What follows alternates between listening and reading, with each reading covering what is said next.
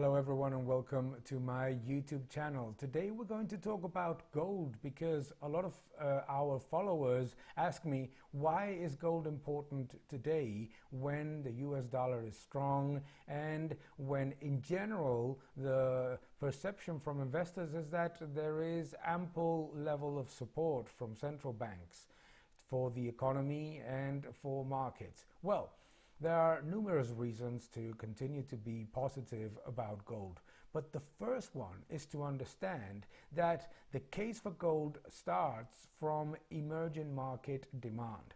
Yes, we in developed economies might believe that the currency that we hold every day is relatively stable. But what we have been seeing for many years, but increasingly, is that the purchasing power of the local currency in many emerging markets is absolutely collapsing.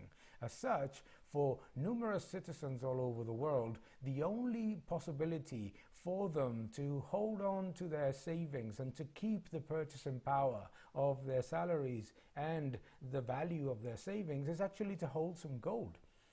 They don't have the access to complex financial instruments, and they don't have the ability to differentiate themselves because they see that their central bank is continuing to increase money supply when demand for the domestic currency is falling. As such, emerging market demand for gold is rising, and is rising dramatically. There is a second case for gold. It's central banks themselves. It's interesting to understand that one of the reasons why gold is attractive is precisely because when central banks are increasing their balance sheet and increasing their injections of liquidity in the economy, they're also at the same time trying to build reserves in order to keep their currency relatively stable. And when they increase reserves, what do? They buy gold. As such, it becomes almost funny, but it is actually a reality that central banks, when they increase quantitative easing, actually also increase their purchasing of gold reserves. There is a third reason to remain positive on gold, is that its status as a reserve of value and its status as money is unchallenged. Is that we have centuries of knowing that gold is going to be used for transactions no matter what happens in the economy.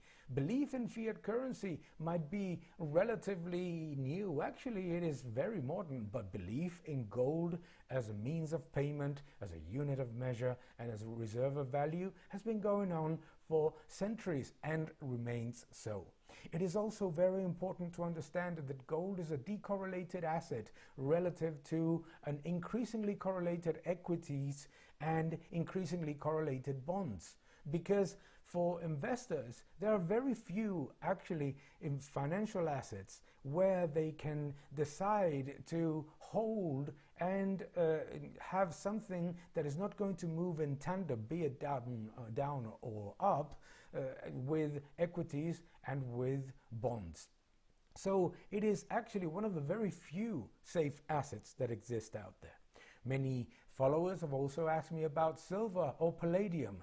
Pretty much the same, but we have to at least make a difference, which is that gold's status as reserve of value has been, again, unchallenged for centuries. It's not the same with silver, and certainly not the same with palladium, although it is absolutely true that if you believe in gold as an attractive asset, you also have to like those two.